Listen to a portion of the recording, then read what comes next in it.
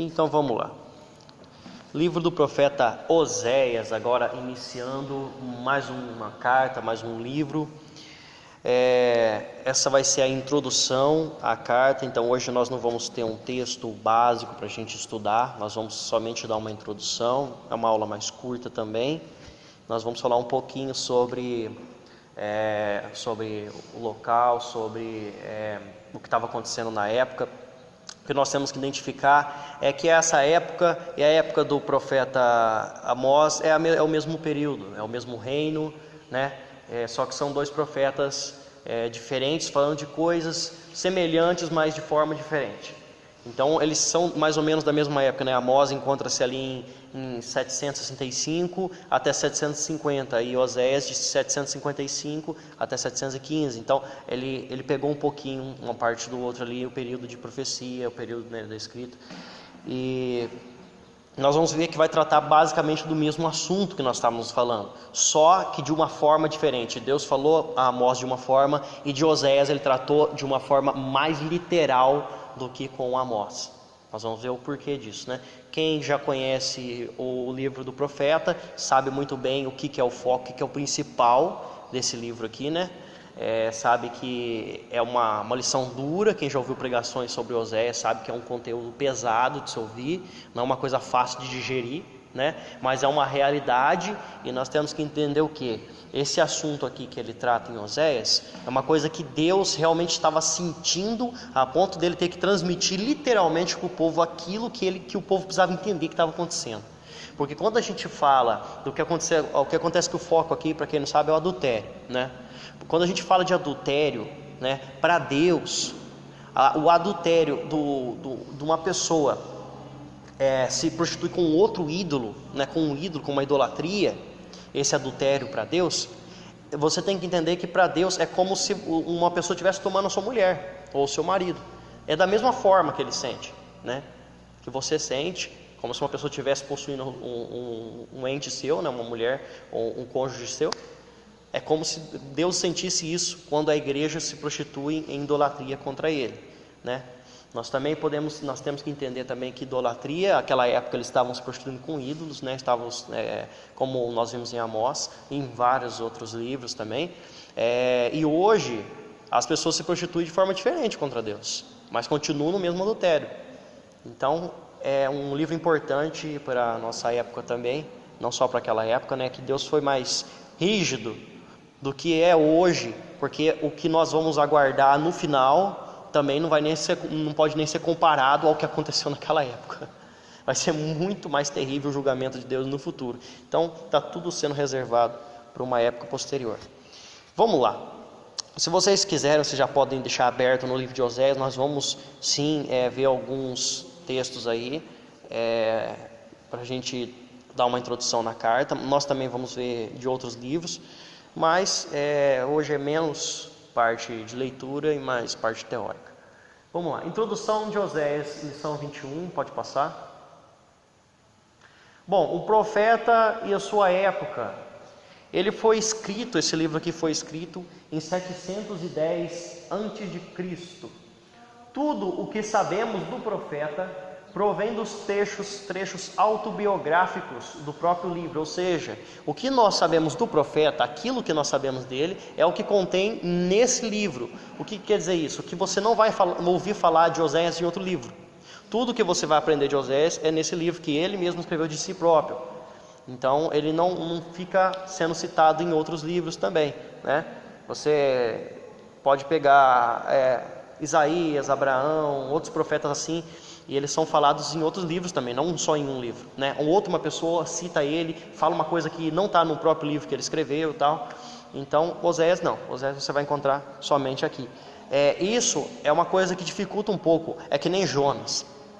Dificulta um pouco você saber muitos detalhes sobre as coisas, porque aquilo que você sabe sobre ele está no livro dele, não tem em outra parte, né? Aí as pessoas muitas vezes têm que buscar outros meios históricos para poder conhecer, e nessa época aqui é escasso o conteúdo que você tem, né?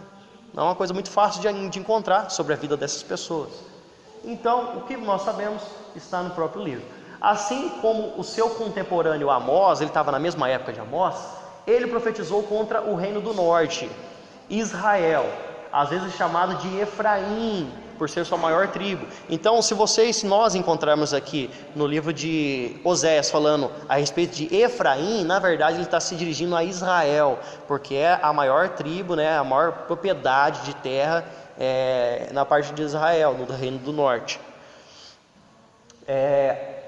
Enquanto Isaías e Miqueias, também na mesma época, ministravam no sul, em Judá, né, no reino do sul. Essa época em Israel foi o reinado de Jeroboão II, de 782 até 753 a.C., né? Muitas vezes a pessoa confunde um pouco. Por que está decrescivo ali? Decrescente. 782 até 753, né? Porque está voltando. Você pega o marco do calendário, é antes de Cristo e depois de Cristo. Então, na verdade, o tempo está aumentando e não está diminuindo ali, né? Ele está vindo mais próximo de nós, por isso que diminui ali, 782 até 753, né? Às vezes a pessoa se depara com aquilo ali e não entende o porquê. Então, olha só como nós temos vários profetas na mesma época, só que em lugares diferentes. Amós e Oséias estavam no reino do norte, em Israel. Enquanto isso, na mesma época, Miqueias e Isaías, é do mesmo período, né? Só que o que? São profetas maiores e profetas menores, ele dividido. Eu não sei Miqueias, mas Isaías é dos profetas maiores, ou seja, tem um conteúdo maior, o ministério dele foi mais longo, né? Então, estava na mesma época, não foi cada um em uma época. Pode passar. Vamos abrir agora, pode começar aqui na minha frente, aqui, 2 Reis 14:23, e o próximo vai ler 17:41, no mesmo livro. 2 Reis 14:23 e o próximo 17:41.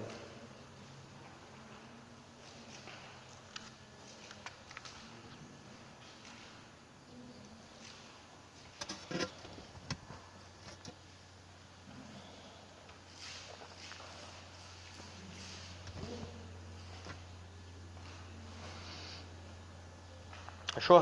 Pode ler. No 15º ano de Amazias, filho de Joás, rei de Judá, começou a reinar em Samaria. Jeroboão, filho de Joás, rei de Israel, reinou 41 anos. 17. E 17:41.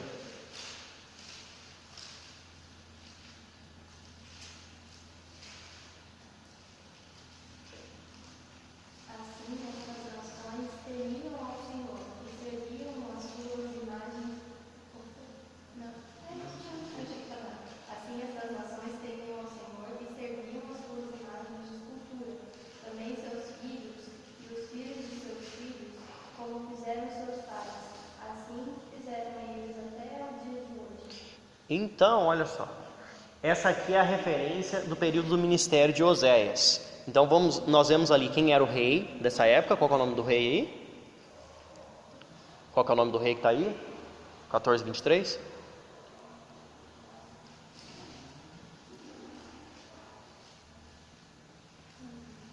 Amazias, certo? Então o rei Amazias em Israel, reinando em Samaria, porque era a capital, certo? Então o rei Amazias, nessa época, ele fala que estava numa idolatria terrível, né? No versículo 17, no capítulo 17, 41. Até os dias de hoje, ou seja, até o dia que o profeta estava profetizando, eles permaneceram naquela idolatria.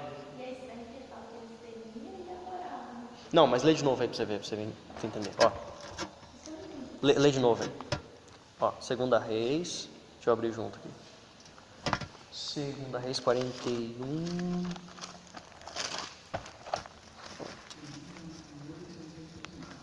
Ó, 2 Reis 17:41, né? Assim estas nações temiam o Senhor e serviam suas próprias imagens de escultura, como fizeram seus pais. Assim fazem também seus filhos, os filhos de seus filhos, até os dias de hoje. O que acontece aqui é uma dualidade, né? Diziam temer ao Senhor, é que nem quando a gente estava falando sobre o profeta Amós. Eles diziam temer ao Senhor, serviam no templo, mas serviam ao bezerro de ouro.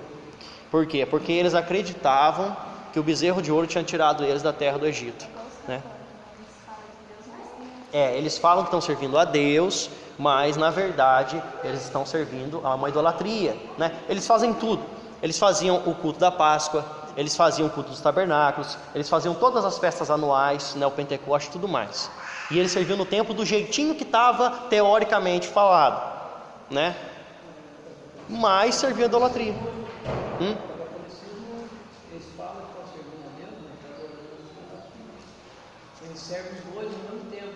E a Bíblia diz que Deus não aceita isso. Ou é Deus ou é os ídolos. Então, é dualidade, né?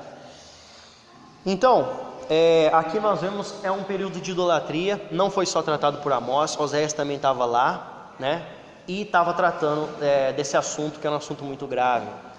Então, a época caracterizou-se por prosperidade material e falência espiritual, como nós vimos em Amós. Ou seja, o reinado do rei Jeroboão II, como nós tínhamos falado, ele foi um reinado de prosperidade, né? Um reinado que eles planejavam as guerras, eles ganhavam as guerras, porque ele era um estrategista militar, né? Ele era um comandante, estrategista militar.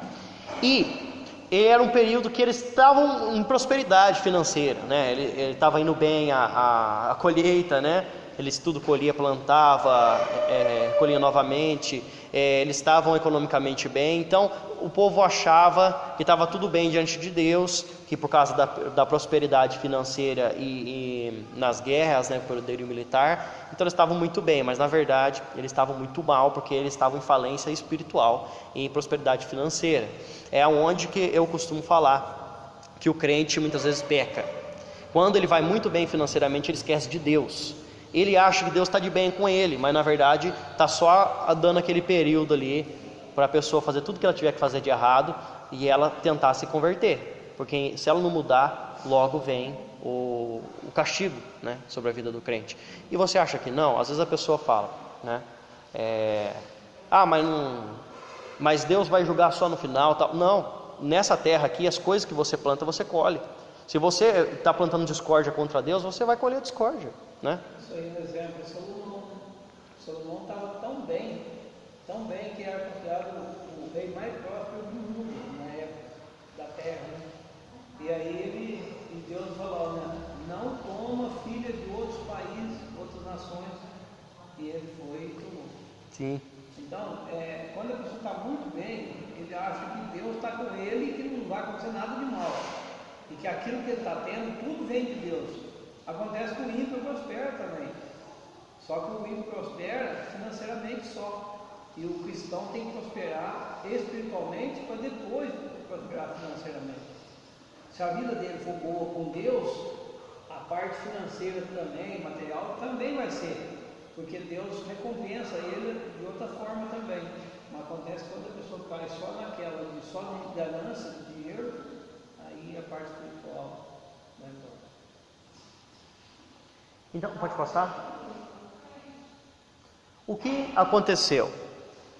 O juízo divino parecia distante, mas em 732 a.C., Damasco foi capturada pelos assírios. Lembra que nós estávamos falando nas lições anteriores sobre o profeta Amós, dizendo sobre essa profecia da invasão assíria, né? Então, 732 foi capturada pelos assírios. E em 722 a.C., a Samaria, a capital de Israel, foi derrubada e o seu povo terminou deportado. Alguns dos pecados específicos denunciados por Oséias encontram-se em... Agora, pode passar aí. Agora nós vamos ter alguns versículos para nós abrirmos em Oséias. A Bíblia fala alguma coisa sobre como encerrou o período de babilônico em Israel, começou o romano, ou não fala? Acho que não, né? Não. A Bíblia não fala, né? Não. Porque era eles que dominavam. Depois, quando Cristo veio... É mais fácil você procurar livros históricos para falar sobre isso. Então, porque na Bíblia não fala, né? Não. Eu procurei, Não. Eu ouvi uma vez falando assim, é um pastor que ele falou assim, perguntaram para ele: pastor, os dinossauros existiam, pastor? Aí ele falou assim: é claro que existiam. De quem são aqueles ossos? Aqueles ossos não são meus? Aí ele falou assim: mas por que na Bíblia não fala que os dinossauros existiam, pastor? Ele fala assim: porque a Bíblia ela não é um livro histórico. A Bíblia é um livro que te leva à salvação. Então, o que eu estou querendo dizer com isso? É que na Bíblia não vai ter todos os fatos históricos detalhados aqui, explicando tudo o que aconteceu, né? Aqui você está falando, Israel sofreu vários exílios. Sofreu exílio no Egito, no começo, sofreu exílio babilônico, sofreu exílio da Síria, sofreu, depois teve o Império Romano dominando sobre Israel. Então, mas é isso que eu quero dizer, porque é o seguinte, na época o Império Babilônico era o mais forte que tinha na região. Depois, não fala nada quando Cristo vem. Porque esse período que você está falando também é o justo período de... Então, mas é isso que eu quero saber. O romano guerreou com a Pérsia. Não está na Bíblia. Com o Império Babilônico, e venceu e tomou os países que ele dominava. Isso é isso que eu quero saber. Aí você tem que procurar a história, porque aqui na Bíblia não vai ter. Não tem. A Bíblia não vai, principalmente falando de outros povos ainda, de luta de Pérsia contra Roma. Não fala do Império Romano. Não vai falar. Ele fala do Império Pérsia, fala do Babilônio, fala do Sírio. Então, mas não conta a história deles. É isso que eu estou falando. Conta a história de Israel.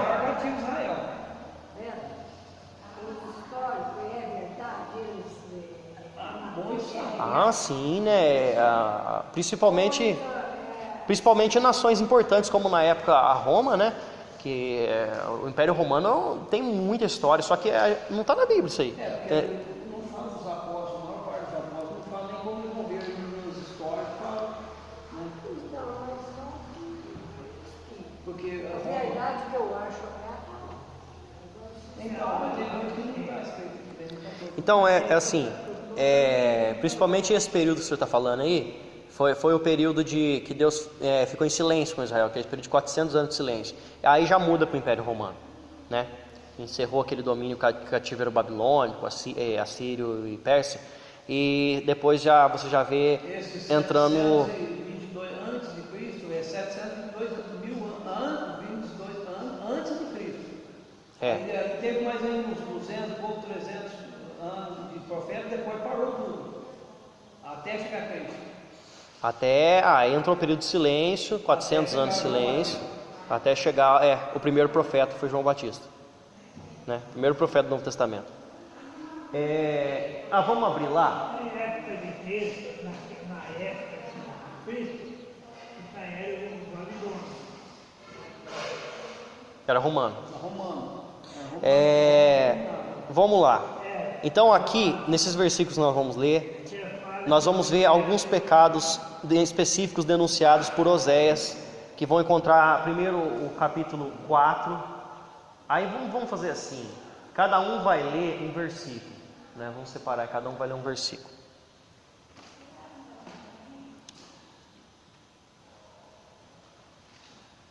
Vamos lá, capítulo 4, vai todo mundo abrindo aí. Capítulo 4, aí o senhor vai ler o versículo 2, o próximo vai ler o versículo 4, no fundo, o versículo 11, depois do 11 até o 13, cada um lê 2, aí o outro lê um versículo. Aí você vai ler o capítulo 5, versículo 2. Vinícius, vai abrir, Vinícius? Aí você vai ler capítulo 6, versículo 8 e 9. Pode ler 8 e 9. Tá, depois nós vamos continuar aqui. Vamos lá, capítulo 4, versículo 2, pode ler. Só prevalece o perjurar, o mentir, o matar, o furtar, o adulterar, há homicídio sobre homicídio. Então aqui ele fala vários pecados, né? Matar, adulterar, mentir, prevaricar, homicídio. Pode ler o próximo, 4. Capítulo 4, versículo 4.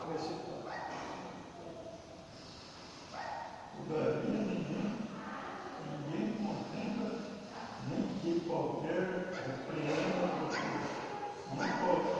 O teu povo é como os que contendam com os sacerdotes. Pode ler? A sensualidade e o vinho e o osso tiram o entendimento.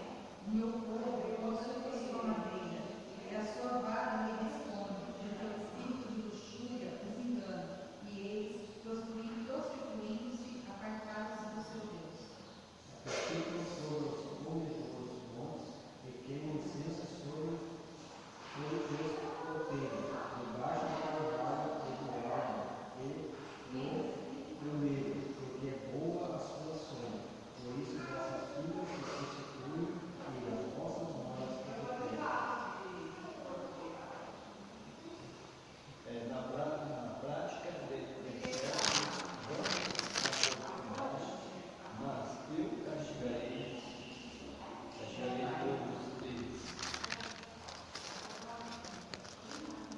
6, 8, 9. Vigiai na cidade do substantivo a equidade, calçadas de sangue, em ordem de salteadores que respeitam alguém, assim é a companhia dos sacerdotes. Você, Matam o caminho para o bem, se eles têm praticado abominações. você está lendo? Qual que você leu? 5, 2, não, 4. É 6, 8, 9, né? Ah, tá certo, é isso mesmo. Agora pode ler aí 7, 1, o Dormir lê 7, 5, 8, 14, 10, 1 e 4, e aí você lê o 13, 2. Eu, Pode ler.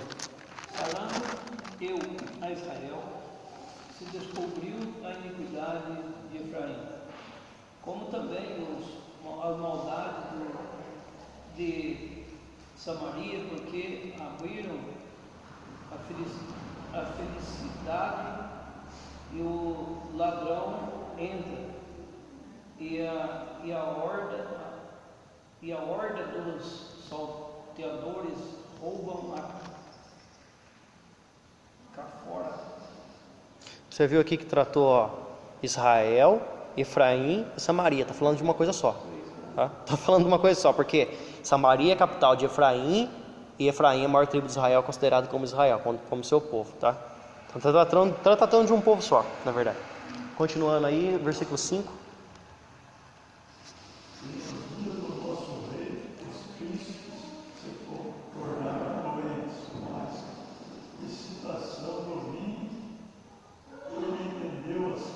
Estendeu a sua mão com os encarnecedores. 8, 14. Israel se esqueceu do seu Deus e edificou palácios, Judá edificou cidades fortificadas, mas eu enviarei um povo contra as suas cidades, e eles não palácios. 10, 1, 4.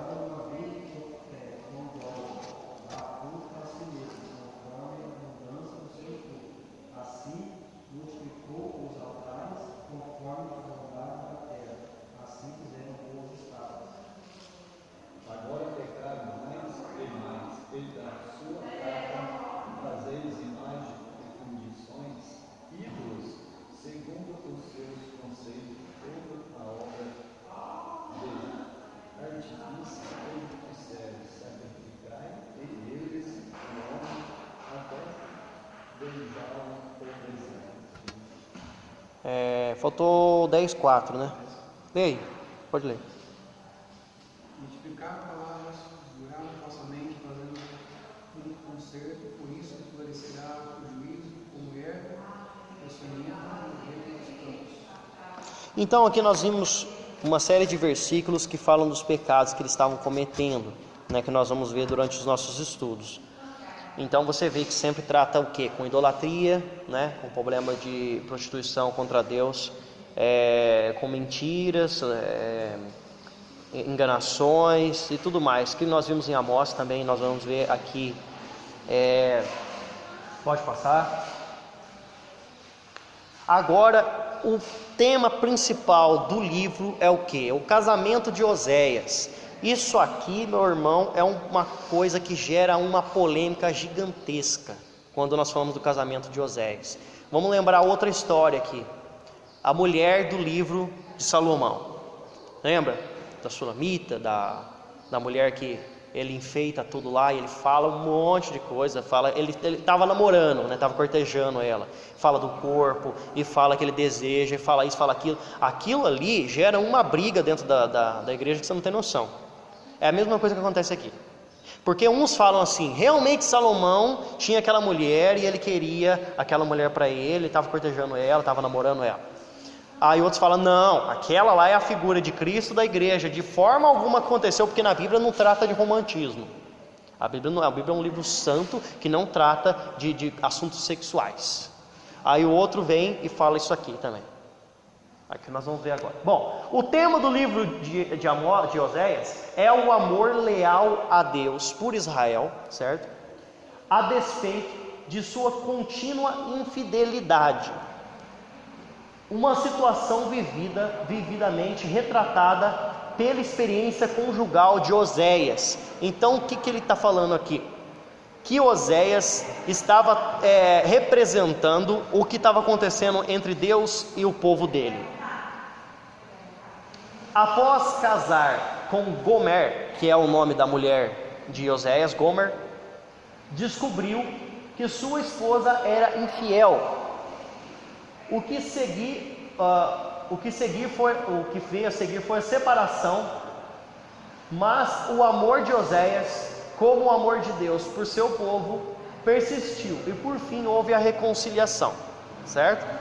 Então é exatamente o que estava acontecendo com Deus e o povo, é o que Deus mandou Oséias ir fazer. Você vai casar com essa mulher, porque o meu povo é como essa mulher. Isso aqui gera uma briga gigante, porque uns falam o quê? Não, Oséias nunca casou com Gomer. Isso aqui foi só uma história.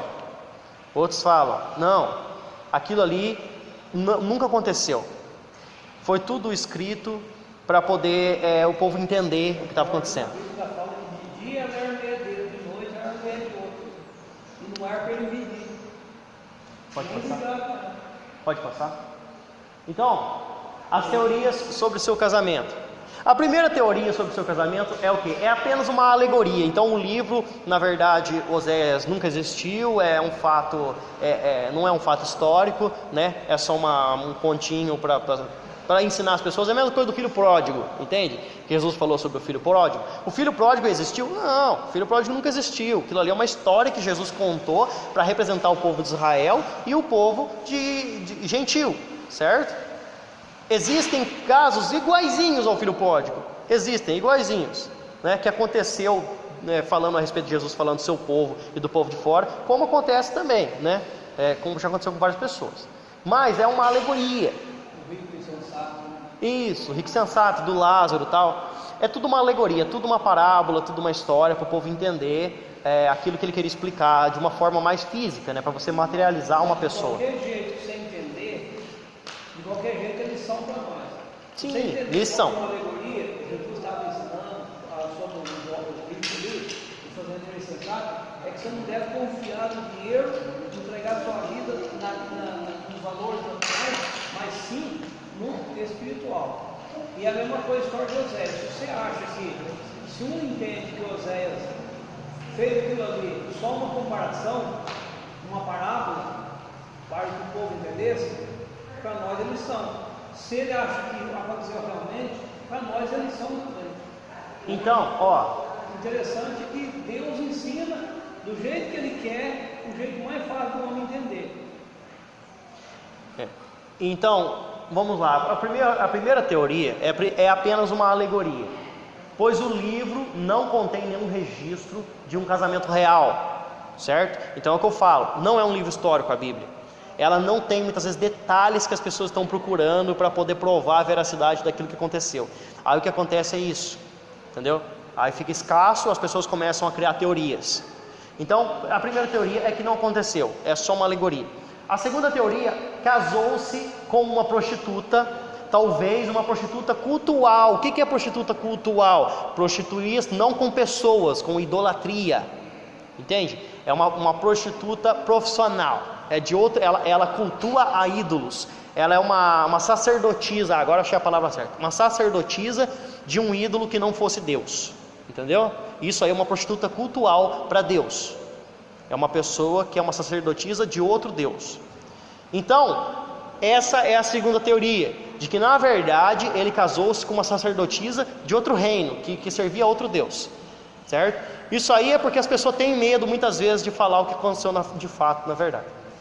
E a terceira é o que eu vou ensinar para vocês, é o que a maior parte acredita e que muita gente não aceita, né? Ela prostituiu-se depois do casamento. Embora a experiência trágica dele ilustre o amor de Deus por seu povo inconstante, não há fundamentos que permitam rejeitar a historicidade do casamento. Então, o que nós vamos ver aqui? Que apesar de ser tão duro de aceitar isso, de que aquilo, na verdade, Deus só queria representar o que estava acontecendo entre ele e o seu povo, ou seja, esse povo prostitui-se contra mim, então o profeta vai representar a mim e vocês vão ser a prostituta. Apesar de, na realidade, só representar aquilo que Deus queria passar para o povo, queria ensinar para o povo, nós não podemos negar de que esse casamento foi verdadeiro.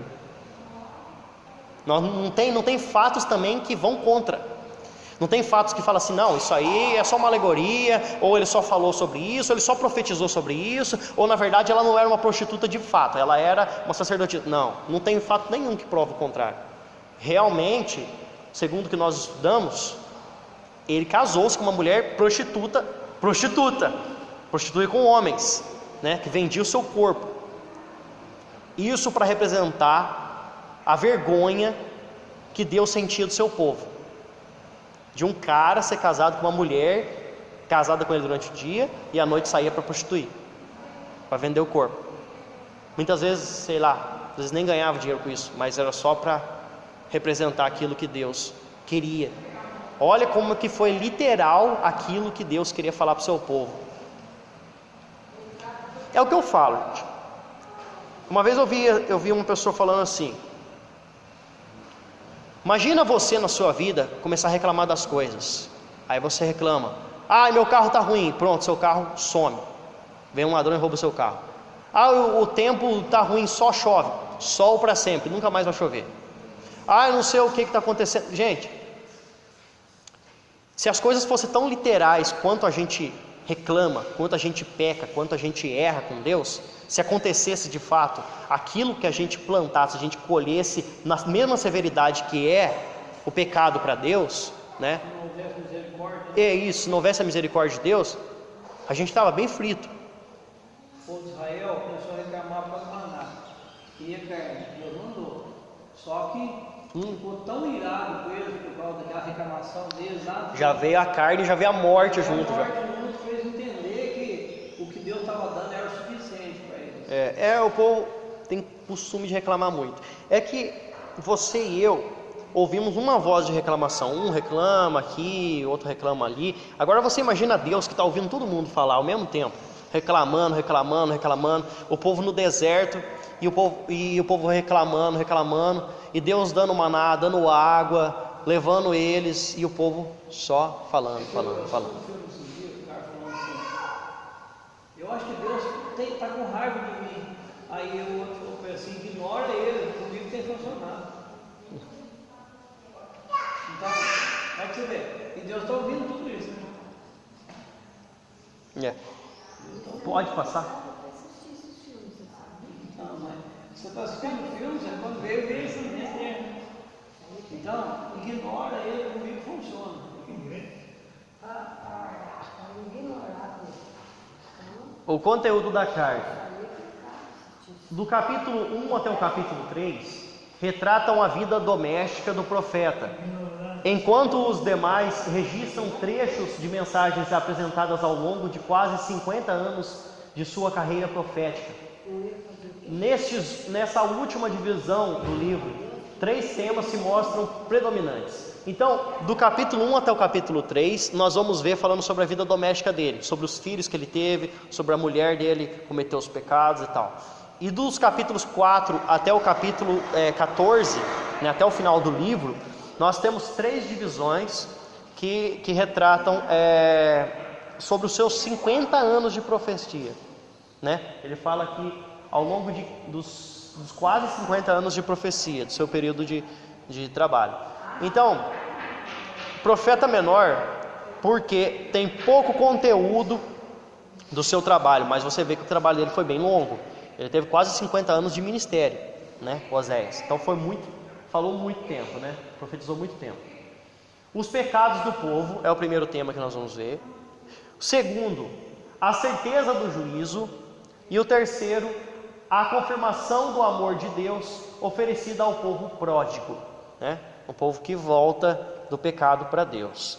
Então, você vai sempre ver um tema assim, quando nós vamos estudar livros de profetas. Primeiro, o povo pecando.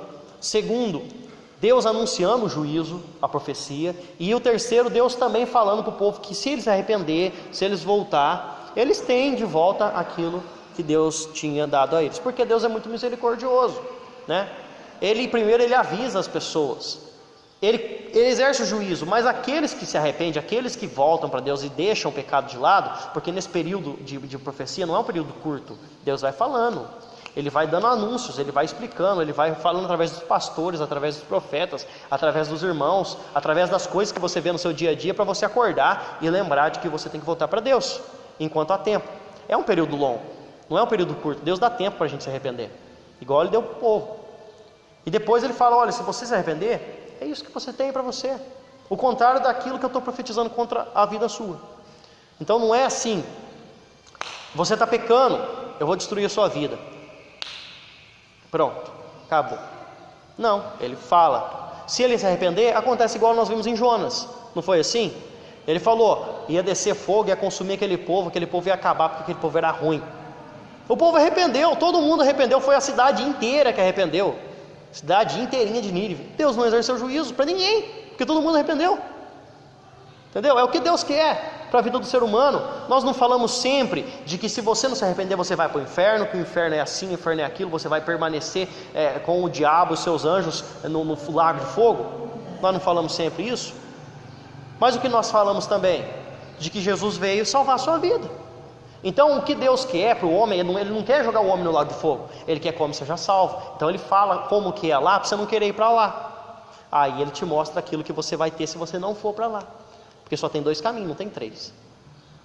Ontem eu estava conversando com uma pessoa, ela falou assim para mim, nossa, eu estou muito ruim, a minha garganta inflamou, e eu não consigo nem respirar, não consigo comer, eu estou o dia inteiro sem comer, sem beber água, porque não entra nada, não passa nada na minha garganta. Eu falei assim, nossa, você está ruim, hein? Eu vou orar por você. Eu falei assim, muito obrigado, mas para mim não vai valer de nada, porque eu sou ateia. Eu falei assim, eu falei para ela, então fica com o seu falso Deus aí que você não tem mesmo, e boa. Eu nem entrei em detalhe, porque eu sei como é que é a pessoa que não acredita em Deus, né? Não adianta é mais fácil eu chegar para uma pessoa que acredita em outra idolatria e falar para ela do amor de Deus e ela se converter, porque ela já acredita em alguma coisa, do que eu tentar explicar para uma pessoa que não acredita em nada quem que é Deus, porque Deus é invisível. Então esse tipo de pessoa é Deus mesmo que alcança, porque só se ela tiver uma experiência muito forte na vida dela, que ela vê um livramento sobrenatural, só se alguma coisa acontecer na vida dela, só se ela for livrada, só se Deus der uma visão, porque não é fácil para uma pessoa que não acredita em nada acreditar em Deus. Falou que obrigado porque não acreditava, era ateu, era ateia. Então, obrigado por você orar por mim, mas eu não acredito nisso. Então você, então tá bom. Então, vai tomando seus remédios aí, vai internar porque você não está bem. Se você não está comendo, você tem que internar, porque você tem que tomar um soro aí, senão você vai morrer daqui a pouco. Então vai para lá, porque não dá, não dá para orar para você, então deixa quieto. Eu orei, mas para ela, a oração que eu tinha feito, para ela não valeu de nada, né? Agora, ela não, agora basta o que Deus quer fazer a respeito da vida de pessoas como essas, né? Então, pode passar? Voltando ao tema, o esboço de Oséias. Para a gente finalizar aqui a nossa introdução à carta, vamos dividir a carta em 2 partes. Primeiro, a esposa pródiga. A esposa pródiga, do capítulo 1, do versículo 1, né, do capítulo, até o final do capítulo 3. Deixa eu ver se é isso mesmo. Só confirmar. É isso mesmo. Então, como eu falei, os 3 primeiros capítulos, eles vão retratar da vida pessoal e doméstica de Oséias, sua esposa e seus filhos, certo? Depois, né, aí vamos dividir aqui em 4 partes. Bom, primeiro, sua infidelidade, do capítulo 1, do versículo 1 até o versículo 11. O seu castigo, do capítulo 2, do versículo 1 até o 13. A sua restauração e a restauração de Israel, do capítulo 2, 14 até o 23. E a 4ª parte, sua redenção, capítulo 3 todo, 1 ao 5. Tá? Então essa é a primeira parte, quando nós vamos começar a estudar, e nós vamos ver a vida doméstica deles. Pode passar. Agora a segunda parte do livro, que é o restante do livro todo. Então o povo pródigo aqui, agora Deus começa a mostrar, o livro na verdade começa a mostrar a profecia dele, começa a mostrar o ministério de Oséias, certo? O povo pródigo, capítulo 4, do 1 até o capítulo 14, o último versículo, versículo 9. Tá? Primeiro, a mensagem do juízo, capítulo 4, do 1 ao 10. E. Por que eu coloquei 1 ali? Deixa eu ver. Deixa eu ver o que eu fiz de errado aqui.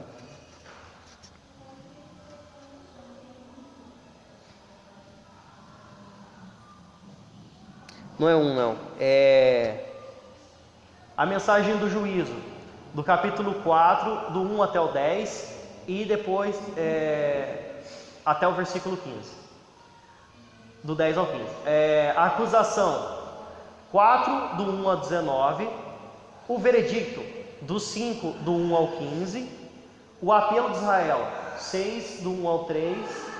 A resposta do Senhor, do 6, 4 ao 11, os crimes de Israel, 7 do 1 ao 16, e a profecia de Israel do 8 até o capítulo até o capítulo 10, do 1 ao 15. Pode passar. Aí a subdivisão do restante do livro, do versículo do capítulo 11 até o capítulo 14, o final dele. Então, a mensagem da restauração. Primeiro, o amor de Deus pelo seu povo pródigo, do 1 até o 11. O castigo de Deus para o povo pródigo, do 12 até o capítulo 13, do 1 ao 16. E o final do livro, que vai ser o capítulo 14, do 1 ao 9, que trata sobre a restauração de Deus oferecida ao povo pródigo. Pode passar? Então, aqui nós vemos só a introdução. Na próxima aula nós vamos começar do capítulo 1, eu acho que vai dar para fazer o capítulo todo, tá? Então vai ser do 1 até o 11. Se vocês quiserem já estar lendo em casa, preparando. E nós vamos tratar de um assunto logo de cara bem duro de lidar, né? Nós vamos ver o quanto esse livro é trágico, é difícil, né? Muitas pessoas não aceitam, tem gente que questiona, né? Não sei se alguém vai questionar ou não, se alguém vai querer aceitar isso ou não, né? Mas é bíblico, é fato, é literal, não foi uma alegoria, tá? Pelo que nós cremos, não foi uma alegoria, foi um fato histórico, realmente aconteceu.